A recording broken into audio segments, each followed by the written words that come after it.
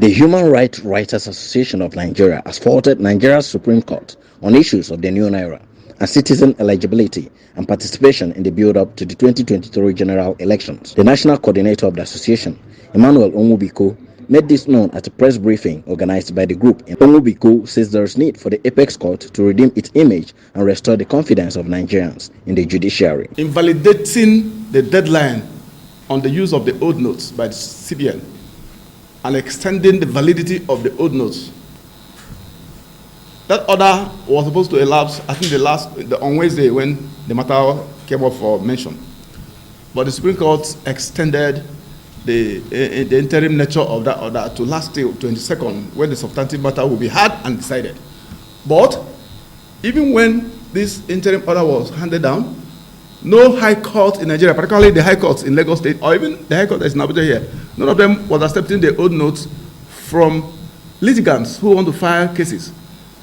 So this is the first time that you find a state high court not respecting the highest court in the land. This is a sacrilege. But the sacrilege, you don't blame the high court for the sacrilege. You blame the Supreme Court. Because if you have a father who is clearly unjust, the tendency for the children is that some of them may become disloyal. So that's what has happened. The executive has taken over the responsibility of the judiciary by not respecting the order that is in place.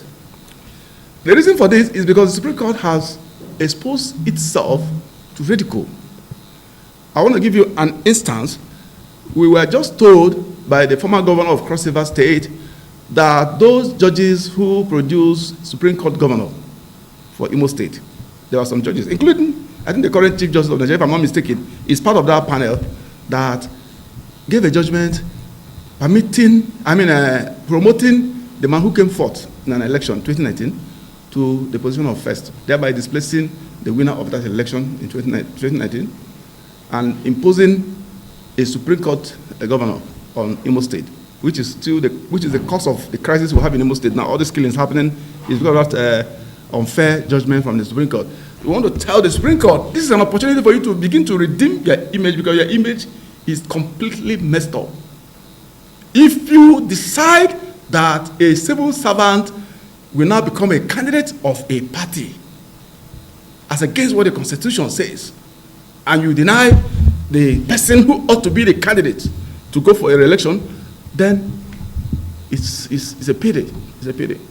We hope that the Supreme Court will not give a judgment that will enable the typists of the justices of the Supreme Court to continue to be typists, typing judgment for them, and at the same time running for office. You understand what I'm trying to say?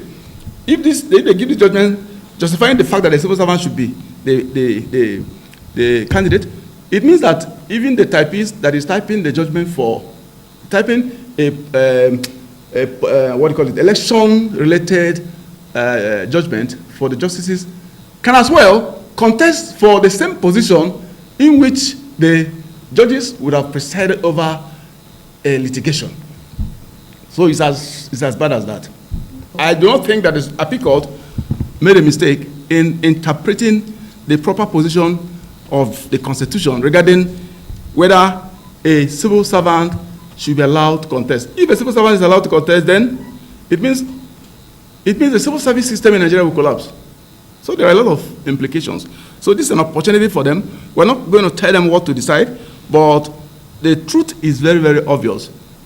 It's very, very obvious and open. So we want to help the Supreme Court to point out to them an opportunity that exists for them to begin to redeem their very monumentally tarnished image.